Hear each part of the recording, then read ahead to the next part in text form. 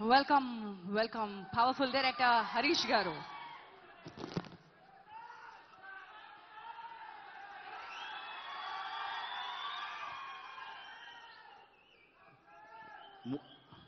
గత కొన్ని రోజులుగా విపరీతంగా బిజీగా ఉండి జన్మదిన వేడుకల్లో అసలు ఎడతెరిపి లేకుండా అలసిపోయి కూడా ఇవాళ మళ్ళీ ఈ ఫంక్షన్కి రావడం అనేది మామూలు విషయం కాదు సార్.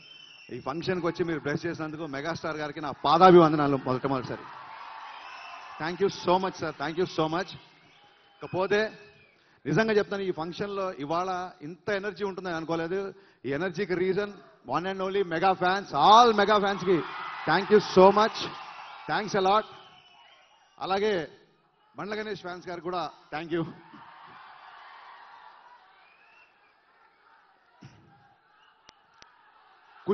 ఖుషి సినిమాలో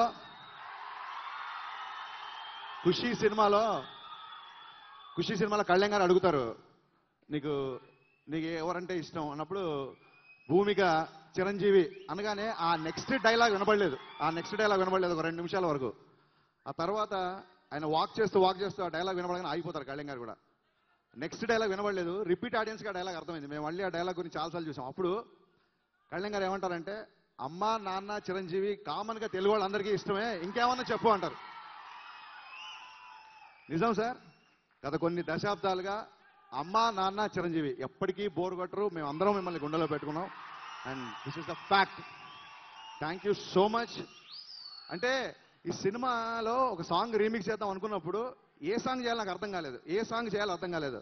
అందుకే ఆలోచించి ఫైనల్గా ఒక సాంగ్ వచ్చాం. ఆ మిగతా సాంగ్స్, ఇప్పుడు మెడ్లీ చేసిన సాంగ్స్ అన్ని, తేజ్ పర్ఫామ్ చేసిన సాంగ్స్ అన్ని నా ఫేవరెట్.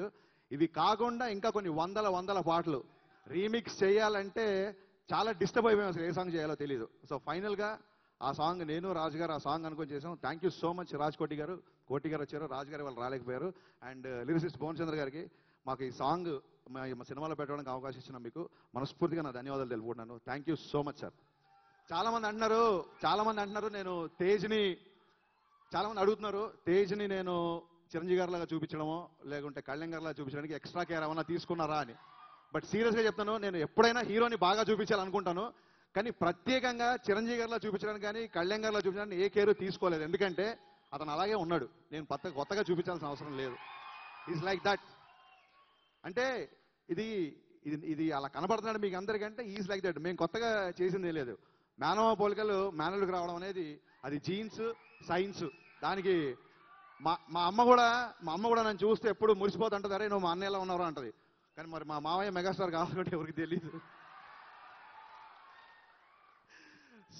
నిజంగా చెప్తాను, తేజ్ని ఫస్ట్ కళ్యాణ్ గారి ఇంట్లో చూసాను నేను, గబ్బర్ సింగ్ సిట్టింగ్ జరుగుతున్నప్పుడు. చూడగానే అసలు కుర్రాడు భలే ఉన్నాడు. అప్పట్లో కళ్యాణ్ గారు ఫస్ట్ సినిమాకి వేశారు కదా ఎవరి అబ్బాయి అన్నట్టు. అలాగే నేను ఎవరి అబ్బాయి అంటే ఇలాగ తేజ్ అంటే అబ్బాయి హీరోగా చేయొచ్చు కదా అంటే, ఆల్రెడీ అదే పనిలో ఉన్నాడు, చౌదరి గారు లాంచ్ చేస్తున్నారని చెప్పారు. ఓకే, తన సినిమా స్టార్ట్ అయిపోతుంది అనుకున్నాను. సుబ్రహ్మణ్యం ఫర్ సేల్ కథ చాలా రోజుల క్రితం ఈ క్యాట్రేషన్ అనుకున్నాను. అంటే స్క్రిప్ట్ రీసెంట్గా ఫినిష్ చేసినప్పటికీ క్యాట్రేషన్ అనుకుని చాలా రోజులు అయింది. ఒక యంగ్ హీరో కావాలి దీనికి. సో నేను పెద్ద ఇమేజ్ ఉన్న స్టాల్తో చేయడం మూలంగా ఈ స్క్రిప్ట్ ఎప్పుడు అటెంప్ట్ చేయడానికి ట్రై చేయలేదు. కళ్యాణ్ గారి ఇంట్లో తేజ్ని చూడగానే సుబ్రహ్మణ్యం దొరికాడు అనిపించింది నాకు. నిజంగా Tej, thank you so much. నాకు రే ట్రైలర్ చూస్తున్నప్పుడు కానీ పిల్ల నిజం చూసినప్పుడు కానీ నాకు ఇప్పుడు మీరు చూసినవన్నీ నా విజువల్స్ లాగా వచ్చేవి నేను చూస్తున్నప్పుడు. సో ఒక్కొక్క స్క్రిప్ట్ ఒక్కొక్కళ్ళకి ఒక్కొక్క హీరోని వెతుక్కుంటుంది అంటారు, బహుశా ఇదేనేమో. Thank you so much. నాకు ఆ ఎనర్జీ ఇచ్చినందుకు మీకు థ్యాంక్స్ అలాట్. మా తమ్ముడు జనరల్గా మన అన్నయ్యో తమ్ముడో స్టార్ అయితే హీరో అయితే మనకు బాగుంటుంది, చాలా బాగుంటుంది, చాలా గర్వంగా ఉంటుంది. దేవుడి దేవలన మా తమ్ముడు ఎప్పుడు వాడిని పెట్టి హీరోగా తీయమని అడగలేదు. కానీ అంటే తమ్ముడు హీరో అంటే బాగానే ఉంటుంది. బట్ ఈ సినిమా ద్వారా ఒక హీరో నా తమ్ముడు అయ్యాడు. Thank you so much Tej. Thanks for everything. And Regina అంది ఈ షూటింగ్కి వెళ్తున్నప్పుడు స్కూల్కి వెళ్ళినట్టు ఉంది, చాలా నేర్చుకున్నానని. సో బేసిక్ ఏంటంటే ఏ మాస్టర్ అయినా లేదా ఏ ప్రిన్సిపల్ అయినా బాగా చదివే స్టూడెంట్ వెనకాలే పడతాడు, ఇంకా పైకి తీసుకెళ్ళాలని. So Regina is a brilliant student. ఈ సినిమాలో డిస్టింక్షన్తో పాస్ అయింది Regina. Thank you, such a hard work.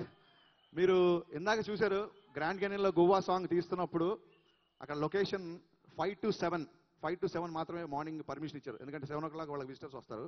5 to 7 మేము అక్కడ సాంగ్ చేయాలంటే 1.5 hour ట్రావెల్ చేయాలి. అక్కడికి 1.5 hour ట్రావెల్ చేయాలంటే ఆల్మోస్ట్ ఒక 2:30కి తేజ్ రెజినా ఇద్దరు లేచి రెడీ అయ్యి మొత్తం యూనిట్తో పాటు, అంటే వాళ్ళిద్దరు ఎందుకు 2:30 అంటే 11 వరకు నైట్ రిహార్సల్ చేసేవాళ్ళు. ఈ సాంగ్ చేసినంతసేపు కేవలం 2-3 గంటలే పడుకున్నారు. ఎక్కడ కూడా సాంగ్లో ఎనర్జీ తగ్గడం కానీ డల్గా ఉండడం కానీ లేదు. సో చాలా మందికి పోలికలు వస్తాయి, పోలికలు వచ్చి అంటారు. నిజంగా డెఫినెట్గా తేజ్కి మేనమామ పోలికలు వచ్చాయి. కానీ గుణాలు రావడం అనేది చాలా చాలా అదృష్టం. ఆ హార్డ్ వర్కింగ్, ఆ క్రమశిక్షణ, పోలికలతో పాటు సాయంత్రం తేజ్కి గుణాలు కూడా వచ్చాయి. నేనేదో తన్ని స్టార్ చేద్దామనో లే ఇంకోటనో అవన్నీ ఉట్టి మాటలండి. అతను స్టార్ అని తెలిసే స్వార్థంగా అతనితో ఈ సినిమా చేస్తున్నాను నేను. Tej, you are the star. I strongly believe that. ఇకపోతే దిల్ రాజు గారి గురించి చెప్పాలి. దిల్ రాజు గారు, శిరీష్ గారు, లక్ష్మణ్ గారు మా కాంబినేషన్లో వచ్చిన ప్రీవియస్ సినిమా రామయ్య వస్తే మమ్మల్ని నిరాశపరిచింది.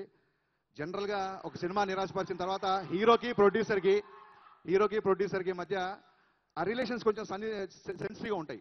అలాంటిది ఎప్పుడు కలిసిన శిరీష్ అన్న, లక్ష్మణ, రాజన్న నెక్స్ట్ ఇంకో సూపర్ హిట్ చేస్తున్నాం అది మర్చిపో, నెక్స్ట్ ఇంకో సూపర్ హిట్ చేస్తున్నాం మర్చిపో, మంచి కథరాయి అంటే ఇంట్లో పిల్లోడు కొంచెం డల్గా ఉంటే ఎలా అయితే ఎంకరేజ్ చేస్తారో అలాగా అసలు నెక్స్ట్ నేను ఏ కథ అనుకుంటున్నాను, ఏ హీరోతో చేస్తాను, ఏ బ్యానర్లో చేస్తాను కూడా తెలియదు. బట్ ఎప్పుడు కలిసినా రాజన్న, శిరీష్ అన్న, Lakshmana, thank you so much. You are more than a family. Vamshi, నీ ఆస్తిలో వాటా కోసం నేను కూడా మీ బ్యానర్లోకి ఎంటర్ అయ్యాను. ఇంకపోతే Mickey, thanks a lot Mickey జమేర్లో loads of bundles of energy ఉంది. తన పాటలు నాకు చాలా ఇష్టం. బట్ ఎప్పుడు మాస్ హీరోలతో చేయడం మూలంగా ఎప్పుడు మిక్కీతో అటెంప్ట్ చేయడానికి నాకు ఎప్పుడు అవకాశం రాలేదు. The scripts demands Mickey. నాకు ఈ స్క్రిప్ట్ అనుకున్నప్పుడు దీనికి మిక్కీ జమేర్ అయితేనే పర్ఫెక్ట్ అనిపించింది. Mickey, you did more than what I expected. Thank you so much for the wonderful work. అలాగే నా టెక్నీషియన్ గౌతమ్ రాజ్ గారు నా సీన్లోనే నాకు కొత్తగా చూపిస్తూ చాలా విషయాలు నేర్పుతూ ఈ సినిమాకి కాదు, నా అన్ని సినిమాలకి ఒక బ్యాక్ బోన్లో ఉన్న గౌతమ్ రాజ్ గారికి, అలాగే నా స్క్రీన్ ప్లే రైటర్స్ వేగిరి సతీష్ గారికి, రమేష్ రెడ్డి గారికి, తోట ప్రసాద్ గారికి, అండ్ నా డైరెక్షన్ డిపార్ట్మెంట్ ఎల్పి రామారావుకి, ముఖ్యంగా విజయ్, బాబీ. నేనన్నా ఎప్పుడన్నా సినిమా జరిగిన సేపు ఒక 2 గంటలు ఎక్కువ పడుకుంటానేమో తప్ప విజయ్, బాబీ అనేవాళ్ళు సినిమా బిగినింగ్ కాడి నుంచి ఈ రోజుకి ఇప్పుడు ఆడియో ఫంక్షన్లో కూడా వాళ్ళు అంత కష్టపడుతున్నారు. నిజంగా బాబీ, విజయ్ మీ ఇద్దరు ఒకసారి స్టేజ్ మీదకి రావాలి. బాబీ, వీళ్ళిద్దరూ మిరపకాయ సినిమా నుంచి నాతో ట్రావెల్ అవుతున్నారు. నా గురించి నాకు తెలిసిన దానికంటే వీళ్ళిద్దరికి ఎక్కువ తెలుసు. వీళ్ళిద్దరు కుడి భుజం ఎడ భుజం అనుకోవచ్చు. Thank you so much. వీళ్ళని ఎప్పుడు పరిచయం చేసే అవకాశం రాలేదు. Thanks lot for working. అలాగే ఇంకొక 2 వ్యక్తుల్ని, ప్రముఖుల్ని మీకు పరిచయం చేయాలి. దయచేసి సుధీర్ తుమ్మల గారు అండ్ బొబ్బా ప్రసాద్ గారు ఒకసారి వేదిక మీద రావాలనుకుంటున్నాం. అమెరికాలో షూటింగ్ అనగానే ఫస్ట్ మాకు భయం వేసింది. కానీ ఒక్కళ్ళకు కూడా 40 మందికి వీసా అప్లై చేస్తే ఒక్కళ్ళకు కూడా వీసా రిజెక్ట్ అవ్వకుండా అమెరికాలో మేము ఏం కోరితే అది ఒకవేళ ఈ లొకేషన్ కొంచెం ప్రాబ్లం ఉందేమో అంటే మీరు అది మర్చిపోండి, మీరు ఆ లొకేషన్లో చేయాలి కదా, మేము చేస్తాం అని చెప్పి అమెరికాలో ఆల్మోస్ట్ హైదరాబాద్లో షూటింగ్ చేసినట్టు షూటింగ్ చేయించారు. Thank you so much sir. ఆ గ్రాండ్ క్యానియన్ విజువల్స్ కానీ యూఎస్ కానీ థ్యాంక్ యూ సో మచ్. అంటే సినిమా పట్ల ప్యాషన్ వీళ్ళకి. అమెరికాలో చాలా వ్యాపారాలు ఉన్నాయండి, సగం చెప్పారు సగం చెప్పలేదు మనకి. బట్ వ్యాపారాలు అయితే చాలా ఉన్నాయి.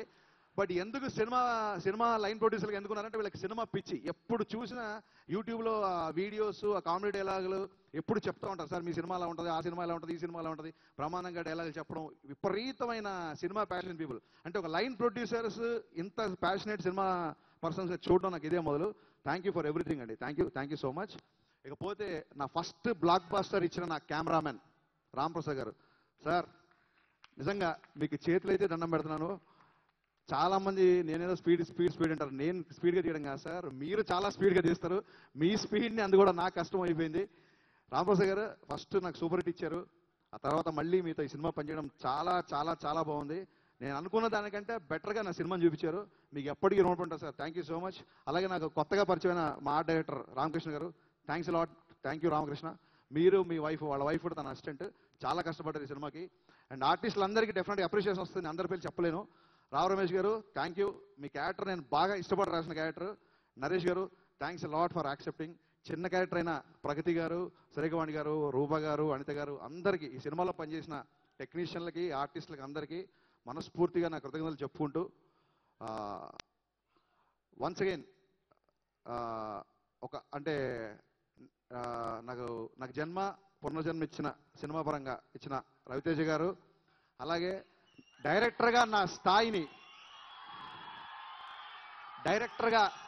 నా స్థాయిని పెంచిన పవర్ స్టార్ పవన్ కళ్యాణ్ గారికి మనస్ఫూర్తిగా తలుచుకుంటూ మీ అందరికీ థ్యాంక్స్ చెప్పుకుంటూ ద బెస్ట్ హ్యాపీయెస్ట్ పార్ట్ ఏంటంటే బాస్ మళ్ళీ సినిమాలు చేయడం. నాకు తెలిసి ఇక్కడ ఉన్న డైరెక్టర్లు అందరూ ఇప్పుడు ఇవాళ అదే పని మీద వచ్చారు, పనిలో పని సినిమా ఆడదామని. సార్, డైరెక్టర్లు అందరికీ వరుసగా టోకెన్లు ఇస్తే ఎవరు టోకెన్ వచ్చిన నెంబర్ వచ్చినప్పుడు వాళ్ళు వచ్చి మేము ఖర్చు చెప్తాం. So thank you so much all, thanks a lot. కొంచెం ఎక్కువ టైం తీసుకుని క్షమించండి, చాలా మంది పేర్లు నేను మర్చిపోతున్నాను ప్రతి ఆడియో ఫంక్షన్లో. బట్ ఈ ఆడియో ఫంక్షన్లో మ్యాక్సిమం గుర్తుపెట్టుకున్నాను. ప్రొడక్షన్ సైడ్ రాజు గారు, వీరబాబు గారు, సతీష్ గారు, క్యాషియర్ శ్రీధర్ గారు, అండ్ వీళ్ళందరికంటే ఈ ప్రొడక్షన్ కంపెనీని నెక్స్ట్ జనరేషన్ తీసుకెళ్తున్న mister Harshith Reddy, please come. Harshith Reddy garu ఈ సినిమాకి ఎంత కష్టపడ్డాడంటే యుఎస్లో చాలాసార్లు మాకు ఫుడ్ పెడుతూ క్యాటరింగ్ పని, గంటలు గ్రాండ్ డ్రైవర్ చేస్తూ ఒక డ్రైవింగ్ పని ఒకటి కాదు. ఈ సినిమాని ఒక ప్రొడ్యూసర్ ప్రేమిస్తే ఎలా ఉంటుందో ఆ ప్రేమ హార్డ్ వర్క్ అంతా హర్షిత్ చేసి చూపించాడు. నేను ప్రొడ్యూసర్ని అన్న ఈగో ఏమాత్రం లేకుండా గంటలు మేము షూటింగ్ చేసి అలసిపోయి కార్లో పడుకుంటే పాపం తను 8 hours 9 hours కంటిన్యూగా డ్రైవ్ చేసిన రోజులని. అండ్ ఎవ్రీథింగ్ బేసిక్గా తనకి సాయిధం తేజ్ అంటే బాగా ఇష్టం.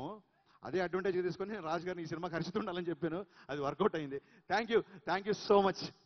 వండర్ఫుల్ అండి. Thank you so much. Harish Shankar గారిని వేదిక పైన ఉండాల్సిందిగా